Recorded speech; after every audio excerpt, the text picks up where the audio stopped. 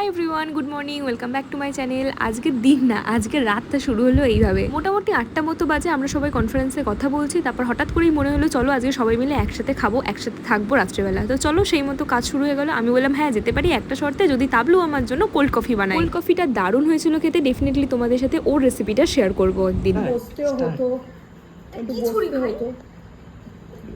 হ্যাঁ হ্যাঁ হ্যাঁ, আবার একজন এসেছিল, কথা বলছিলাম, ওই জন্য আর ইয়ে করা হয়নি।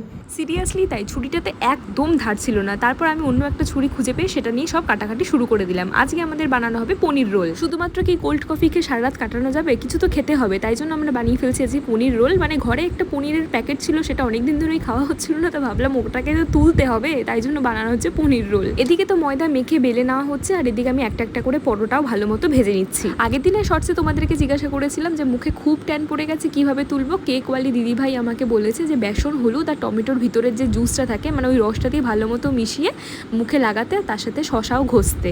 তো আমি চেষ্টা করবো সেটা করতে একদিন, সেটাও তুমি ভিডিও তোমাদের সাথে শেয়ার করবো। থ্যাংক ইউ দিদিভাই এত ভালো সাজেশন দেওয়ার জন্য। দেখো গল্প করতে করতে একদম সমস্ত কিছু আমি রেডিও করে নিয়েছি, আর গরমে তো আমার বিরক্ত লাগছিল শেষ পর্যন্ত। আজকে দিদিকে কিচেনে আসতেই দিনই, আমি আর তাবলু ঠিক করেছি আমরা দুজনেই সব কিছু বানাবো। আর এখানে তো হাসতে হাসতে গড়াতে গড়াতে কী যে করেছি আমরা, মানে এটা যখন আমরা এই ফার্স্টে দেখছি এত হাসি পেয়েছে না, কি বলবো। যাই হোক, কথা বলতে বলতে আমাদের এই সমস্ত রোলগুলো রেডি হয়ে গেছে। রোলের ভিতরে স্টাফিংটা তোমাদের সাথে শেয়ার করেই দিলাম। বিভিন্ন রকমের ভেজিস দিয়েছে, আর তার সাথে পনির দিয়েছে, আর একটু সসে ভালো করে টস করে নিয়েছি। ব্যাস মাঝখানে দিয়ে লেবু, লঙ্কা, শশা, পেঁয়াজ কুচি দিয়ে ব্যাস রেডি আমাদের পনির রোল।